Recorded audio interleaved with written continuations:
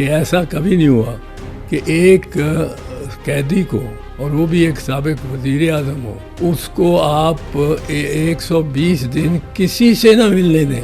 मेरे गुमान में भी नहीं था। 55 साल वकालत किया, मेरे गुमान में भी नहीं था कि हो सकता है। तो सर इन पे आर्टिकल 6 नहीं लगता है जिन्होंने ये आइन ओ सर, आर्टिकल 6 तो दूर है, इनको तो एक बिल्ली से भी भाव नहीं करा सकते। शख्स ने, इमरान खान ने, जितना ये बॉडीली मजबूत था एक्सरसाइज कर उतना इसने अपने आप को उससे ज़्यादा ही शायद स्पिरिचुअली मजबूत कर लिया ये जो टाइम पीरियड में कि वो अपनी बहन नौरीन को मिला पहले दिन, और एक आध और मुलाकात की उसका जिक्र हुआ है। तो अगर वो मिला है और वो खड़ा होकर या बैठ के बात ही कर रहा है, क्या आने वाले दिनों में ये देखा जा सकता है कि पीपल्स पार्टी अपोजिशन में जाके बैठ जाए? पीपल्स पार्टी के लिए सियासत को बचाने के लिए और कोई रास्ता नहीं। बिस्मिल्लाहिर्रहमानिर्रहीम, अस्सलाम वालेकुम। इसाराना का सलाम कबूल कीजिएगा। इस पॉडकास्ट विद इसाराना में मैं आपकी खिदमत में हाजिर हूँ और मेरे लिए बड़ा एक्साइटेड मोमेंट है कि मैं एक ऐसी शख्सियत के सामने बैठा हूँ जिनसे मुझे कोई इसमें वो नहीं है कि मैंने इस शख्सियत से बहुत सीखा है। यहाँ तक कि लफ्ज़ तक चोरी किए हैं, मैंने स्टाइल तक चोरी किया है, और मेरे लिए बड़ा एक्साइटमेंट का ये मौका है कि मैं चौधरी एतजाज़ एहसन साहब के साथ बैठा हूँ। मुझे इस पर तारुफ कराना जो है ना, ये बड़ा ही तौहीन आमेज़ होगा कि मैं हूँ ने दसा कि चौधरी साहब की ने ते की नहीं गए थे, बड़ा मेरे लिए अजीब जो है। मैं सीधी गल तो आगाज़ करना। चौधरी साहब अस्सलाम वालेकुम। सर बड़ी मेहरबानी है, आपने टाइम दिया। मैं तो इस बात पे सबसे पहले आपका मशकूर हूँ। बहुत मेहरबानी।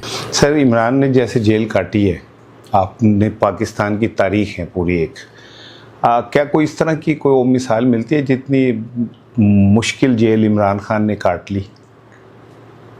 भुट्टो की थी, बाद जब उनको हो गई फांसी की सज़ा, तो वो फिर जो काल कोठरी थी वो फांसी की कोठरी थी। फांसी वाली जगह जो होती है वो बड़ी रिस्ट्रिक्टेड होती है और बड़ी उस पर एक तरह जबर होता है जिसको फांसी लगनी हो, और वो उसकी जाके 3 साल बाद उसकी सज़ाए मौत जो सेशन जज ने दी है, उसके 3 साल बाद हाई कोर्ट से उसको रिहाई भी हो जाए तो 3 साल वो बड़े बड़े उसके खाने पे, उस पे मूवमेंट पे उसको बड़ा रखा जाता है, जैसा ये निकल गया तो जग्गा डाकू निकल गया।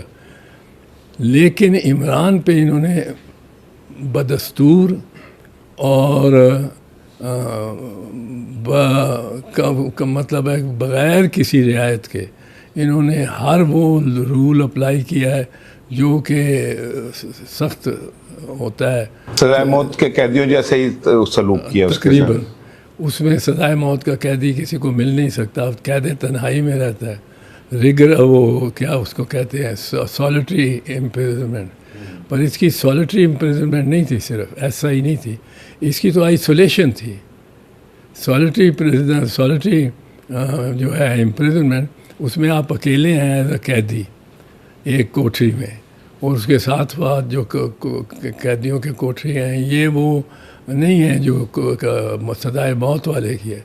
सज़ाए मौत को तो बाहर निकालते हैं जेल से, तो उसको बेड़ियाँ पहना देते हैं, उसको तो बेड़ियाँ पहना के चलाते हैं। और तो ये चूँकि मैंने भी काफ़ी काटी है जेल, तो ज़िया-उल हक के दौर में, मियाँ साहब के दौर में, फिर मुशर्रफ के दौर में, एक आध रात अयूब खान के वक्त भी थाने में कट गई थी। तो मैं ऐसे समझता हूँ तीनों में किसकी जेल मुश्किल थी सर आपके लिए? मुश्किल ज़िया-उल हक की। ज़िया-उल हक की क्यों सर? वो ज़रा एक उनका, लेकिन मैं ये इतनी मुश्किल नहीं कह रहा। हमारे यहाँ मुश्किल ये है, उस ज़माने में समझा जाता था ये मुश्किल ये है कि आपको 2 दफ़ा हफ्ते में फैमिली से मिलने की बजाय एक दफ़ा कर देते हैं। आपको जो अगर आपने बैडमिंटन का सामान मांगा हुआ है तो मांगा हुआ है, वो लगा हुआ है, वो 2 दिन 3 दिन खेलने देंगे, फिर नहीं इजाज़त देंगे। कोई इस किस्म की नहीं सर, खास इमरान खान के लिए तो बहुत टफ हालात सुना है कि वो तो बाहर निकल के जो हवालाती हैं उनसे सलाम करता तो उनको पाबंद किया हुआ था कि आपने जवाब नहीं देना। ये तो किसी को आइसोलेशन है, ये मेंटल टॉर्चर नहीं हो गया सर? मैं आपको खान के लेवल का कर रहा हूँ कि ये आइसोलेशन है, ये सॉलिटरी इम्प्रिजनमेंट नहीं है, ये उससे भी आगे की चीज़, उससे भी आगे, ये रूल्स में ही नहीं है, ये कैफियत किसी ज़ाब्ते में नहीं है, किसी कानून में नहीं है कि आइसोलेशन में आप रख सकते हैं। तो हमारे वक्त जो सबसे बड़ा जुल्म और तशद्दुद हुआ था वो जो नाम ने अल-जुल्फ़िकारी थे।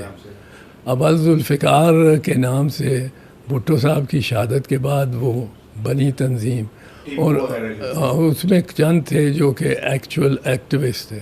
इन्होंने हर खातून को पकड़ना शुरू कर दिया, शाहिदा जबीन को, अल-जुल्फ़िकारी, वो आबदा मलिक हमारी थी मरहुमा, वो अल-जुल्फ़िकारी, नासरा जो थी, शौकत महमूद, राना शौकत महमूद की बेगम, वो अल-जुल्फ़िकारी, हर किसी को, और अल-जुल्फ़िकारियों पे उन्होंने बड़ा तशद्दुद किया था।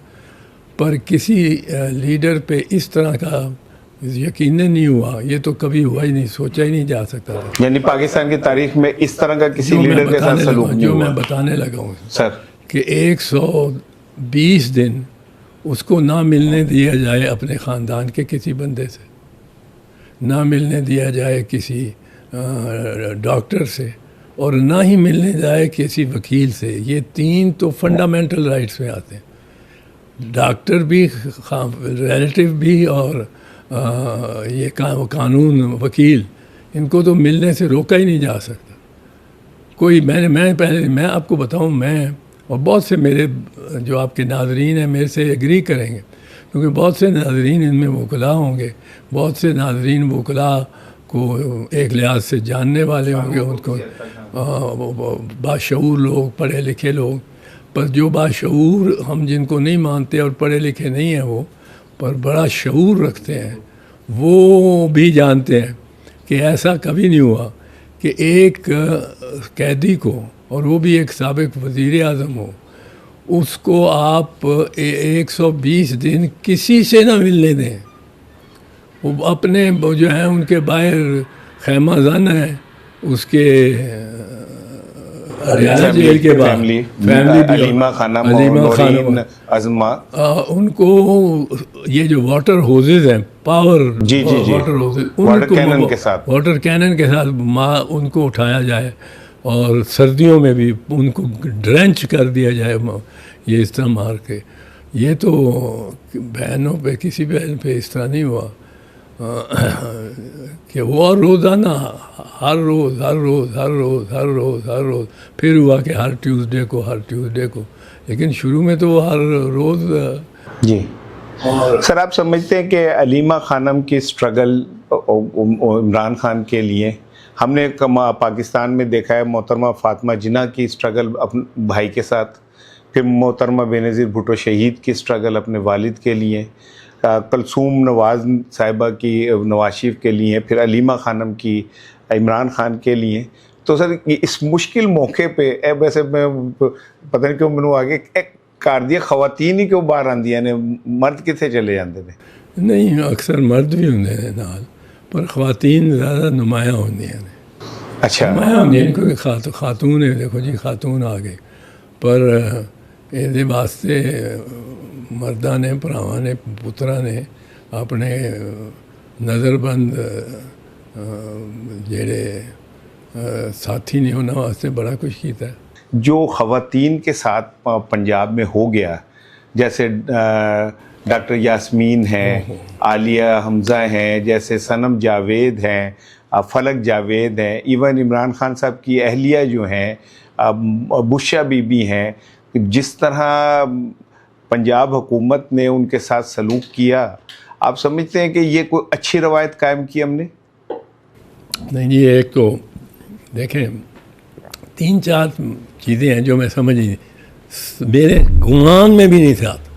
55 साल वकालत किया, मेरे गुमान में भी नहीं रहा था कि हो सकता है। एक कि जब आइन कहता है, मैं उस पर आता हूँ, आपके वो मिसाल होगी, तीसरी चीज़, जब ये आइन कहता है कि elections will be held not later than 90 days, 90 days, not later than 90 days, ये नहीं कहता they shall be held within 90 days. Within 90 days हो तो आइन की तरफ से ये गुंजाइश दी जा रही है कि अगर कोई फ्लड आ जाए, कोई कुछ आ जाए, तो आप 95 दिन में कर लें, आप 100 दिन में कर लें, ये रीजनेबल होगा। बट जब आइन कहता है नॉट लेटर देन 90 डेज, फिर वो कोई गुंजाइश नहीं देता।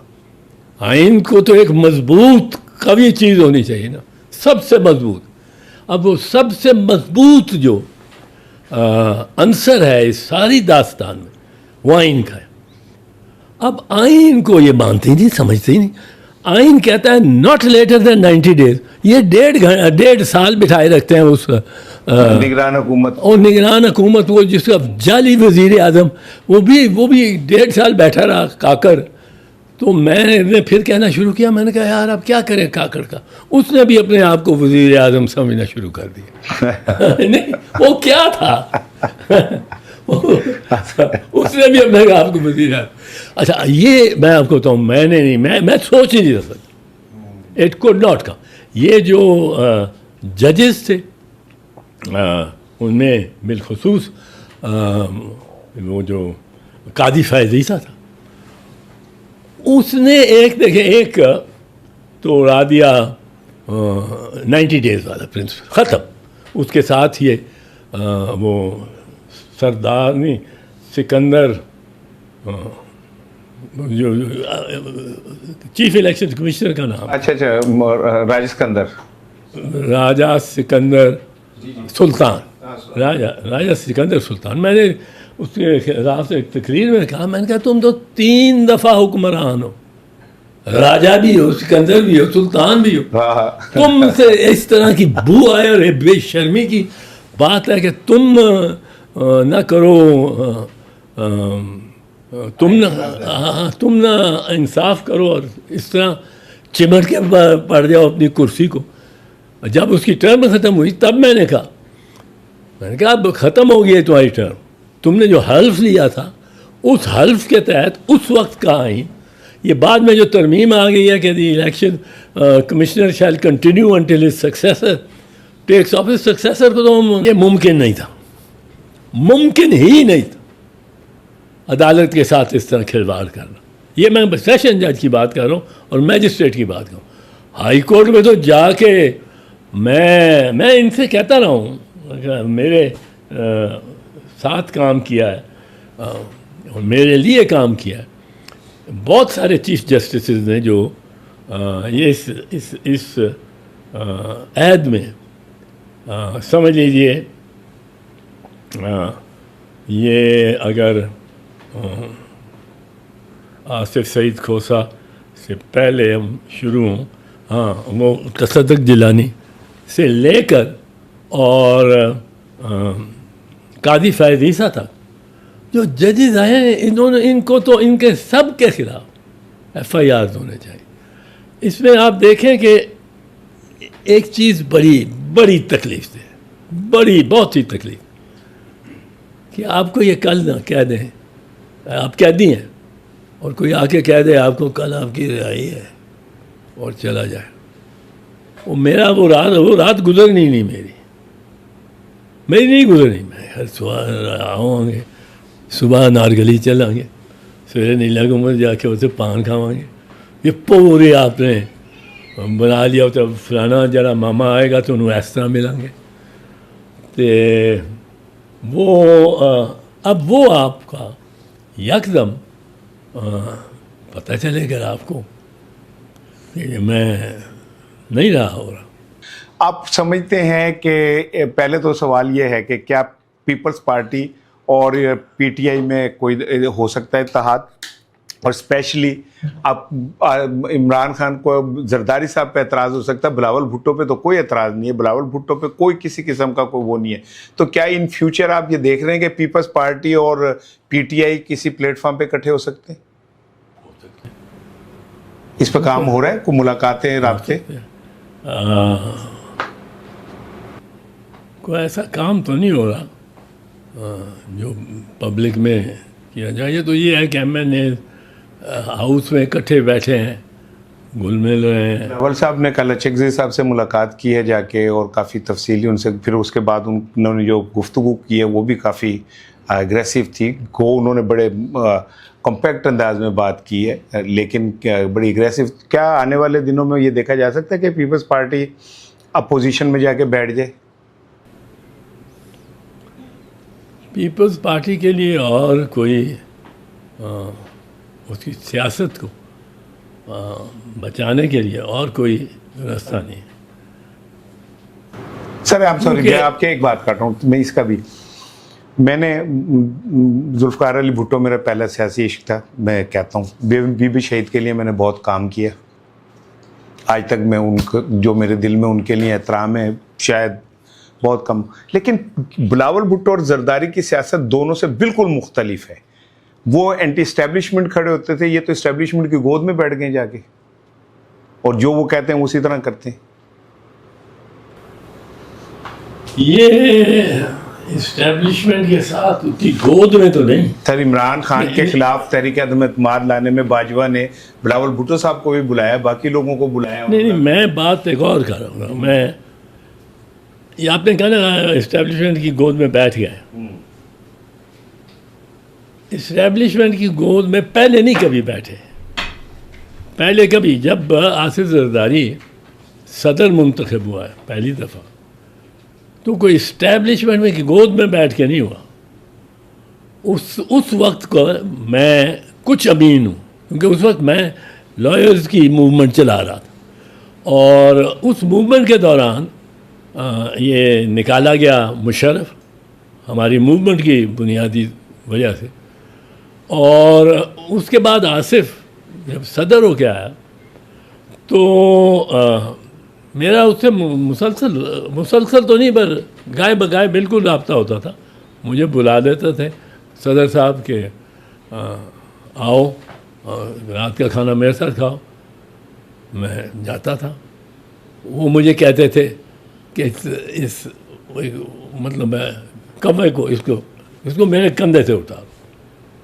वो इफ्तिखार में ऊँचा, इस कब्र को मेरे कंधे से। मैं कहता था सदर साहब, ये उस दिन निकल जाएगा जिस दिन आप इसको रीइंस्टेट करेंगे। मैं निकाल दूंगा, उठा दूंगा आपके कंधे, पर जब तक आप रीइंस्टेट नहीं करते, ये कब्र आपके कंधे पे रहेगा, कंधे पे बैठा रहेगा। अब ये हमारी हर दफ़ा इस पर ही तकरार हो जाती थी, और वो मुझे बड़े ज़ोर शोर से कहते थे कि यार करो तुम पार्टी का। मैंने कहा पार्टी का के लिए मेरी गुजारिश और हिदायत ही ये है कि पार्टी ये करेगी तो अपने फ़ायदे के लिए करेगी, और मैं पार्टी के फ़ायदे में सोच रहा हूँ। आज तक वो ब्लैकबेरी का नहीं पता चला कि किसने बीबी को कहा बाहर निकलो और हाथ वेव करो। ये सवाल तो हनूज अभी तक कायम है कि किसने बीबी को मजबूर किया था कि बाहर निकल के हाथ हिलाओ। राणा साहब, ये जो है ना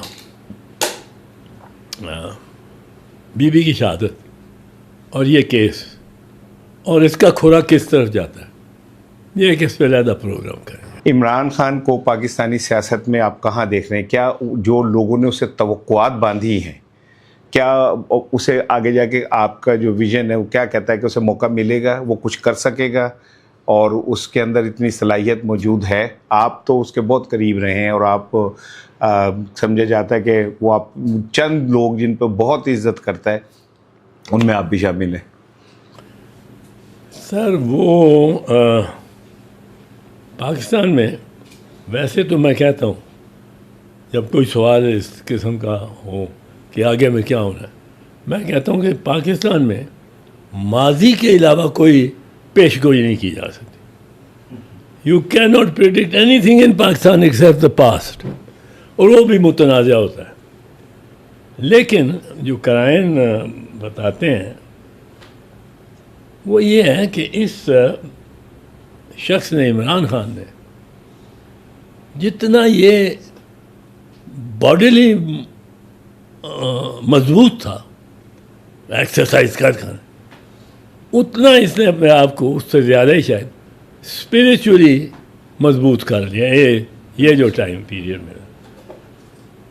अब वो जो उसमें एक उससे ठहराव आ गया ना सांस में, अब उसका सांस भी कोई ज्योतिषियों की तरह चलता हो, क्योंकि उसने अपनी बॉडी पे और अपनी हेल्थ पे बजाय जो मुझे लगता है मुकम्मल उसने, अगर वो खड़ा है और बातें कर रहा है, लोगों से मिल रहा है, हमें ये तो नहीं पता क्या बातें हुई, कौन मिला, पर अगर ये आ रही है बात कि वो अपनी बहन नौरीन को मिला है अगले दिन और एक आध और मुलाकात की उसका जिक्र हुआ है, तो अगर वो मिला है और वो खड़ा होकर या बैठ के बात ही कर रहा है, तो एक ये मौजज़ा है।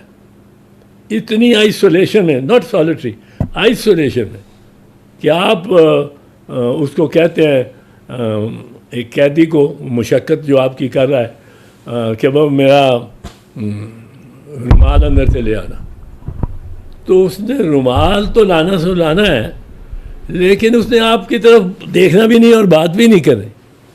वो एक बुत है जो रोबोट है जो जाके और वो रुमाल ले आएगा। इससे गुजरना बहुत मुश्किल काम। मुझे सॉलिटरी में, आइसोलेशन में नहीं, सॉलिटरी में मुल्तान जेल में को 5-6 दिन के लिए, 7 दिन मैं गिनती भूल गया था, तीसरे दिन चौथे दिन, क्योंकि वो सॉलिटरी था, कोई मिलने आता नहीं था, किसी से मुलाकात नहीं हो सकती थी। कैदी भी जो आते थे सफाई करने या कुछ, वो भी बात नहीं करते थे। तो मेरा कोई 7वें दिन तक दिमाग फट चला। ये बहुत सख्त है। पर मैं एक चीज़ आपने पहले की और मैं उस बात को बड़ी अहमियत देता हूँ, जो ख़वातीन की, इन्होंने तो जो जबर किया है, अब 81 साल की वो कैंसर सर्वाइवर है, जो डॉक्टर यास्मीन, और डॉक्टर यास्मीन की एक क्लिप चल रही है कि वो कह रही है इधर नहीं जाना, उधर नहीं जाना, उधर नहीं जाना, हमने कोर कमांडर के घर में नहीं जाना, वापस आओ वापस आओ। अब उसके बाद उसको आप 10 साल 1 और 7 साल 2 सजाएं दे दें। फिर ये जो सुमेरा और नवाज शरीफ साहब से हार गए ना, उससे तो शायद उसका भी बदला ले रहे हैं नवाज शरीफ ने। तो वो तो हारा क्या है, वो उसमें उसका नवाज शरीफ का फॉर्म 45 देख लें, वो चला हुआ है, वीलॉग करता है एक सहाफ़ी कहूँगा, मंसूर अली ख़ान, उसमें जाके आप खुद देखें, उसमें मांगें कि जी फॉर्म 35 ऑफ नवाज शरीफ, वो आपको हैरत अंगेज़ उसमें इशारे हैं। 8 को 800 किया हुआ है, 22 को 2000 और 2225 किया हुआ है, और वो दिखा रहा है वो सारा कुछ। जैसे करंट सिचुएशन में ऐसा लग रहा है कि कोई हालात बदल रहे हैं, पीटीआई के लिए कोई आसानियाँ सी नज़र आ रही हैं, नून लीग वालों के थोड़ी सी फ्रस्ट्रेशन नज़र आ रही है, बिलावल जो है वो थोड़ा सा अग्रेसिव नज़र आ रहा है। तो सर क्या क्या होने क्या जा रहा है, क्या नज़र आ रहा है आपको सर? हर कोई अपनी ज़ात और पार्टी के हवाले से मुतहर्रक हो रहा है, और इससे नज़र जो आता है, नतीजा जो इस ऐसे इख्तलाफात से होता है कि कुछ तकरीब, कुछ इंतशार, तो गवर्नमेंट की साइड पे तो कुछ नज़र आता है, क्योंकि मेरा ख़्याल है उसमें ज़्यादा कसूर नून लीग का है। उसकी वजह यह है कि नून के बारे में मैं अपनी जमात में तो कहता रहा हूँ, तसलसल से बोलता रहा हूँ कि इन पे एतबार ना कीजिएगा। ये जब गिरे कमज़ोर होते हैं तो पैरों को पकड़ते हैं, और जब आप उनको सीधा खड़ा कर दें तो ये आपकी गर्दन को पकड़ लेते हैं। और इसकी वजह इसकी मिसालें 2-3 हैं। एक बरादरान यूसुफ ये जो है, क्योंकि मियाँ शरीफ के 6 भाई थे, ये 7 ब्रदर्स थे कुल, और इनमें बड़ा इत्तेफाक था, बड़ा इत्तेफाक। सुना है कि एक घर में जो दाल पकती थी वो सारे घरों में वही पकती थी। एक घर में अगर वो ये मुर्गी पकती थी तो सारे घरों में वही एक जैसा फर्नीचर था। ये सुना है, मैं उनके घर उस वक्त मैं नहीं गया हूँ जब 7 भाई 7 कोठियों में एक दूसरे के साथ मुत्तसल वो रहते थे। पर अब उनमें से एक भाई का अरूज मिल गया, वो आसमान की तरफ चला गया। अब बाकी 6 भाइयों का किसी को नाम भी याद है? बिल्कुल ठीक, नाम भी बता सकता है? बिल्कुल ठीक। एक भाई अब्बास वो मैंने बने थे और वो उनका करंट लगने से इंतकाल हो गया था। वो भाई तो मियाँ नवाज शरीफ के थे, मैं मियाँ शरीफ से हाँ जी, अच्छा, सॉरी, बिल्कुल मियाँ शरीफ के 6 भाइयों का अच्छा किसी को नाम 6 हाँ, भाई नहीं, बिल्कुल ठीक कह रहे हैं।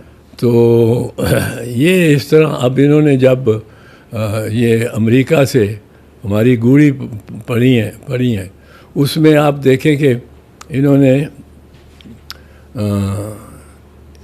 फील्ड मार्शल, प्राइम मिनिस्टर और फिर इसहाक डार और फिर मोहसिन कियानी, ये 4 लोग, मोहसिन नकवी, ये 4 लोग बहुत प्रोमिनेंट हुए उसमें। बड़ा बाकी फॉरेन ऑफिस वाली ख़त व किताबत जो करते रहे वो करते रहे, असल मामला तो उनका था, पर ये 4 प्रोमिनेंट हुए। इनको ये नहीं या आया होगा तो इन्होंने रद्द कर दिया, जहन में आया कि पीपल्स पार्टी एक एलआई है, उसको भी हम वाशिंगटन में उसको एक्सपोजर थोड़ा सा दे दें। पीपल्स पार्टी एक एलआई है, उसको भी हम अब अपना प्राइम मिनिस्टर भी और डिप्टी प्राइम मिनिस्टर और फॉरेन मिनिस्टर भी ले जा रहे हैं, उसको बिठा लें साथ as foreign minister, acting foreign minister, या कुछ दावतनामा तो दें इस किस्म का। वांस आया है, वाइस प्रेसिडेंट है, आया है 21-22 घंटे वो पाकिस्तान में रहा है, उसकी हाफ एन आवर कॉल उसकी अगर ये कर देते फिर टू द प्रेसिडेंट, क्योंकि प्रेसिडेंट ये वाइस प्रेसिडेंट है, वो प्रेसिडेंट है Asif Zardari, half an hour की कॉल करा देते तो वो भी ज़रा प्रोमिनेंट हो जाते। पर इन्होंने बड़ा सोच समझ के ये रखा है कि इनको ही बीच में अगर कोई 11th-12th मैन था तो वो ख्वाजा आसिफ था, उसको रखा हुआ था कि अगर ले जाए। सर, पीपल्स पार्टी इस बात को महसूस करती है? महसूस करती है, और महसूस नहीं करती तो उसकी फराख दिली है। नहीं, बिलावल साहब के लहजे से तो ऐसा लग रहा है कि वो महसूस करते हैं, क्योंकि जो कल उन्होंने गुफ्तगू की उसमें उन्होंने कहा कि जी हम अलाई हैं तो क्या अलाई के साथ ऐसे ही सलूक किया जाता है जो हमारे साथ किया जा रहा है? बिल्कुल सही है, और बिलावल ने ये बिल्कुल ठीक कहा, पर मेरी उससे बात नहीं हुई इस पे। पर मैं आपको बता रहा हूँ जो इसलिए जो काडर में बातचीत होती है, अभी मैं एक जा रहा हूँ मीटिंग पाकिस्तान पीपल्स पार्टी की, आपस में अंदरूनी हमारी मीटिंग है पंजाब की, और उसमें हमने डिस्कस करना है आपस में कि ये सूबों और जो यूनिट्स हैं ऑटोक्रेटिकली बनाए गए उनमें क्या हमें चॉइस करनी चाहिए और किस तरफ खड़े होना चाहिए। तो वो हमारी जो उस किस्म की डिस्कशन है उसमें आज भी बड़े लोग गिला शिकवा करेंगे, अपनी तकरीर के पहले 2-3 जुमले लगाएंगे कि साहब ये तो बात नहीं है ठीक, नून वालों ने जैसे किया। तो मैं उनको यही कहता हूँ कि भाई नून वालों ने वही करना है जो मैं आपको बता रहा हूँ उन्होंने करना है, बता चुका हूँ जो उन्होंने करना है। तो ये एक दुश्वारी है। बाकी नून वालों को, शहबाज शरीफ को एक क्रेडिट जाता है कि उसने ऐसे मोमेंट में पाकिस्तान को जो शायद दीगर लीडर नवाज शरीफ ना करने को तैयार होता, एक स्क्रिप्टेड बयान उन साहब के सामने पढ़ बना के, वैसे वो बयान अलहदा दे देता चाहे, लेकिन इस तरह परफॉर्मेंस के तौर पे आओ इधर आओ ज़रा थोड़ा सा बजाओ, तो वो ना करता ऐसे। ना जरदारी इस पे राज़ी होता, ना इमरान खान इस पे राज़ी होता मेरे नहीं ख्याल में। इनमें वो कहते हैं जी बयान हम दे देंगे, आप हमें 50 हेड्स ऑफ स्टेट और गवर्नमेंट के सामने क्यों करवाते हैं, हम दे देंगे बयान, देंगे तो ज़ोरदार बयान देंगे, पर वहाँ इजराइल का नुमाइंदा नहीं होगा। तो ये इस किस्म की बात। सर, ट्रंप ने कहा शहबाज शरीफ को कि जो तुमने मुझे कल बात कही थी, मेरी तारीफ़ की थी, वो यहाँ सबके सामने करो। वो दरअसल ऐसी बात नहीं होती इसरार साहब, आपको पता है कि ये जो इंटरनेशनल अफेयर्स होते हैं, ख़ासकर जिसके बारे में एक मेजर पार्टी को बड़ी सेंसिटिविटी हो, यानी ट्रंप को, उसमें अगर आपने बयान देना है कोई 10 लाइनों का, मैंने देना है जाके, तो स्टेट डिपार्टमेंट पहले तो खुद तैयार करेगी क्या इसमें आना चाहिए, क्योंकि वो हवाई जमा पार्टी है, फ्रीक है इसमें। फिर दूसरा ये है कि वो स्टेट डिपार्टमेंट सिर्फ तैयार ही नहीं करेगी और कहेगी जैसे ये पढ़ दीजिएगा कल शहबाज साहब, वो शहबाज साहब को ले जाएंगे, एक कमरे में बंद रखेंगे, 6 घंटे बंद रखेंगे और उसमें उसको पकाते रहेंगे, जिस तरह हम कच्ची पक्की के कायदे रट्टा लगाते कि क्योंकि एक लफ्ज़ भी गलत हो कह जाए तो उससे तो वो अगर वो कहा जाए you should not be the you are not the best candidate, not लगा दे the best, you are the best candidate की बजाय you are not the best candidate वो कह जाए, तो वो तो बड़ी एम्बैरेसिंग सिचुएशन हो जाएगी ना। वहाँ तो लाइव जा रहा था वो सारा कुछ। तो उसने एक तो ये कहा कि जो तुमने मुझे कहा है, we wanted to be sure, उसको भी स्टेट डिपार्टमेंट ने कहा होगा आपने ये कहना है जो तो आपने हमें पहले बताया है वो ही बात करो, ये नहीं कि आप बात करें मेरे बारे में या कुछ, आप कुछ कहना चाहते थे मैंने सुना है तो आप बात कर लें। उसको रटाया गया होगा वो स्क्रिप्ट, इतना फॉरेन पॉलिसी में इतनी गुंजाइश नहीं होती कि आप उसको इजाज़त दे दें फिल्बदी चलने पे। सर यहाँ पे मैं आपकी बात काट रहा हूँ, ये क्यों फिर क्या होता था कि इमरान खान के पास जो तकरीर आती थी वो उठा के ऐसे साइड पे फेंक देता था। कई दफ़ा हमने देखा कि उसको जो जब बोलने लगा है तो वो आए हैं, आके स्टाफ ने दिए और उसने उठा के फिर इमरान खान और वो उसने सलामती कौंसिल कौमी में भी जो तकरीर की थी वो फिल्बदी की थी। तो क्या डिफरेंस है कि वो फिल्बदी बोलता है और उसने तारीखी तकरीर भी वहाँ कर दी, फिर कई मौक़ों के ऊपर उसने वो कागजात भी साइड पे कर दिए, तो क्या डिफरेंस आप महसूस कर? बहुत बड़ा डिफरेंस है, पर ये ज़्यादा डिफरेंस मियाँ नवाज शरीफ और बीबी के दरमियान रहा है। बीबी फ्रीली बात करती थी, कोई नोट्स की ज़रूरत नहीं होती थी। वो अगर पॉइंट ऑफ ऑर्डर पे उठी, आधा घंटा बोली है, उठी है और उसने बोलना शुरू कर दिया। उधर नवाज शरीफ साहब थे जो कि चिट्ठी पे पढ़ते थे, पर्ची लेके जाते थे, पर्चियाँ होती थी उन पे।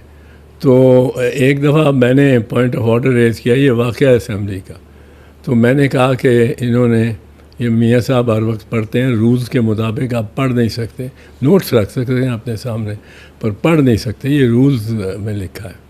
तो ये only some speeches are exempt from this, like जो फाइनेंस बिल पे तकरीर होती है उसमें फिगर्स ये वो होते हैं, वो पढ़ सकते हैं, बजट तकरीर जो है, तो ये नहीं पढ़ सकते पर पढ़ते हैं, हम रियायत देते रहते हैं।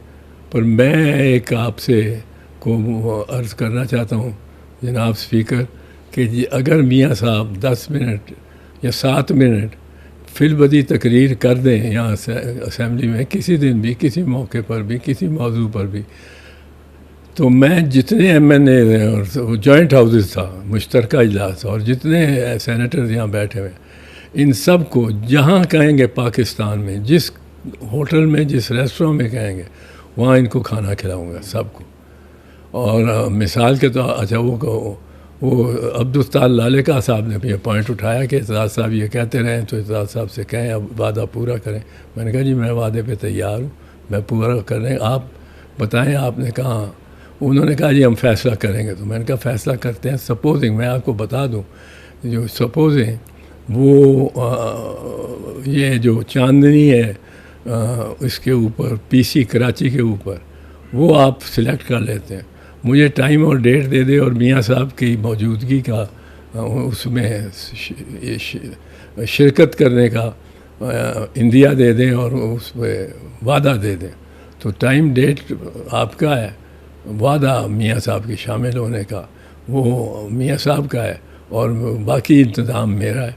मैं सबको और लेके भी जाऊंगा, सफ़र भी सारा कराऊंगा, ट्रैवलिंग के भी पैसे ट्रैवलिंग मैंने कहा जहाज़ों पे जाएंगे, चार्टर करके जाएंगे। अच्छा, वो कहने लगा सतार ये बात चलो हो गई ठीक है, मियाँ साहब भी आ जाएंगे। मियाँ साहब ने मुड़ के उसको देखा और यूँ किया, तो कहता मियाँ साहब की बात हम बाद में करेंगे, वो आप बीच में क्यों ले आए। मैंने कहा मियाँ साहब के बगैर तो बारात सजेगी नहीं। ये बारात मैं तो वहाँ झंडे लगाऊंगा, बैनर्स की छाँव कर दूंगा सारी शाहराह कायद-ए-आज़म पे, और सारी वो ड्रिग रोड का नाम शाहराह कायद-ए-आज़म नहीं है शायद, शाहराह फैसल है। शाहराह फैसल पे मैंने कहा कि मैं छाँव कर दूंगा बैनर्स की, और बगियाँ होंगी, पहली बगी में मियाँ साहब और मैं बैठेंगे और 6 घोड़ों की बगी होगी, और उसमें मैं घोड़े मंगाऊंगा सरगोदे से हर चौक पे नाचने के लिए, और उसका बैनर में होगा किस बार ये जश्न है, वज़ीर आज़म पाकिस्तान मियाँ नवाज़ शरीफ की पहली फिलबदी तकरीर का जश्न। अच्छा। वो अब बड़े वो सारे ही नून लीजिए घबरा गया, वो आज तक उन्होंने ना तारीख दी है ना कुछ। मैंने कहा आपकी ऑफर बरकरार है? नहीं, ऑफर मेरी अब बरकरार नहीं, हम नए आ गए पार्लियामेंटेरियंस, मैं पुरानों को क्या करूँगा। तालीम का फ़र्क है, क्योंकि बीबी शहीद भी तालीम याफ्ता थी, इमरान खान भी तालीम याफ्ता है, तो एक विज़न भी होता है। फिर अब इमरान खान के मुतालिक मैं देख रहा था जो किताबें उन्होंने मंगवाई हैं, वो उसकी एक फहरिस्त थी, उसमें ज़्यादातर टिल्ट उनका इस्लाम की तरफ था, नबी पाक सल्लल्लाहु अलैहि वसल्लम की ज़िंदगी थी, फिर उनके हवाले से जो बहुत सारी सवाल उठते हैं वो थी, फिर इस्लाम और सिविलाइजेशन इस तरह की। तो क्या आप समझते हैं कि बीबी भी बहुत पढ़ती थी? और ख़ान साहब का जो अब मैंने देखा है लिटरेचर की तरफ, तो शुरू से आप तो उनके पुराने दोस्त हैं ख़ान साहब के, तो शुरू से ख़ान साहब का ध्यान लिटरेचर की तरफ, पहले तो वो एक तरह थोड़े हीरो थे ना, किसी और सिंफ के हीरो थे? नहीं, शुरू में इतना लिटरेचर वगैरह की तरफ नहीं था, ना शेर से इतना उनको शगल था, लेकिन उसको ये उस वक्त उस ज़माने में तो क्रिकेट के बारे में पढ़ने का, कोई क्रिकेट की विजडन की किताब दे दो, कोई पढ़ी हो तो वो होती थी उसके। पर ये जब जेल में ही इसने बहुत पढ़ना शुरू किया और बड़ा मुतालिया किया, और मेरे से भी किताबें जाती रही हैं। अच्छा, आप भी भेजते रहे किताबें? तो वो अब इसका ये है, ये मैं सिर्फ तालीम की बात नहीं करता हूँ, क्योंकि शहबाज शरीफ कर लेता है 25 मिनट, लेकिन सर उसमें बहुत सारी वो उल्टी सीधी बातें भी कर जाते हैं, और वो बाज़ फिर उसके मीम्स भी बनते हैं, मजाक भी उड़ता है उनकी बातों का, वो फिलबदी बोलते हुए बहुत सारी अजीबो गरीब बातें, मंजी थले डांग फेर दा, और फिर उन्हें वो नहीं याद रहता, फिर वो कि अल्लाह हमारी आसानियाँ दूर कर दे, कुछ इस तरह का भी फिर उनके हवाले से चलता रहता है। और फिर उनकी तकरीर भी एक अमूमी तौर पे आम से जैसे आदमी बात कर रहा है, इनके तो विजडम नज़र आता है, इमरान खान बात करे तो विजडम नज़र आता है, बीबी शहीद बोलती थी तो विजडम नज़र आता था, जुल्फ़िकार अली भुट्टो बोलते थे शहीद तो विजडम नज़र आता था। मैं इस हवाले से बात कर रहा हूँ। इमरान को ज़रा इस पे मेहनत करनी पड़ी है, उसने बड़ा डेवलप किया अपने आप को। वो बिल्कुल पहले टंग टाइड ही होता था, पर बहुत उसने डेवलप किया। बीबी तो हमने देखा है शुरू दिन से, जब वो पाकिस्तान आई है 10 अप्रैल 1986 में, तो तब से शी वॉज वेरी आर्टिकुलेट, बहुत आर्टिकुलेट। और भुट्टो साहब तो खैर लफ्ज़ के हर्फ के बादशाह थे। इमरान को उतना कंपेयर नहीं किया जा सकता विद बीबी एंड भुट्टो, वो तो रॉयल अप कर देते थे। इसकी तो पर्सनैलिटी ऐसी है कि ख़ुद पेश हो जाए कहीं तो वहाँ रॉयल अप हो जाएगी, इस वक्त जो कैफियत है जनता और अफराद जो वहाँ होंगे। पर बीबी तो सोए हुए मतलब है शेरों को भी जगा देती है। आपने एतजाज़ हसन साहब की गुफ्तगू सुनी, और मैंने अनएडिटेड इसमें कोई लफ्ज़ नहीं काटा, एग्जैक्ट आप तक पहुंचा दिया, क्योंकि ये आपकी अमानत थी, और मैं आपको पता है मैं अमानत में ख़यानत नहीं करता। कर लूँगा तो फिर मुझे जो है ना बायोमेट्रिक भी घर मिल जाएगा, रेड कारपेट भी मिल जाएगा, तैयारा भी मिल जाएगा बाहर ले जाने के लिए, तो मैं प्रिविलेज क्लास का बंदा नहीं हूँ। लिहाजा एतजाज़ भाई ने जो भी कहा, भाई कहते हुए ना मेरा दिल ऐन चौड़ा सीना है कि मुझे फ़ख्र हुआ कि पाकिस्तान में वो लोग मौजूद हैं जिनके ऊपर हम फ़ख्र से ये कह सकते हैं कि ये वो लोग हैं जो पाकिस्तान के रियल फेस हैं। कमेंट सेक्शन में ज़रूर बताइएगा आज की गुफ्तगू आपको कैसे लगी। अस्सलाम वालेकुम।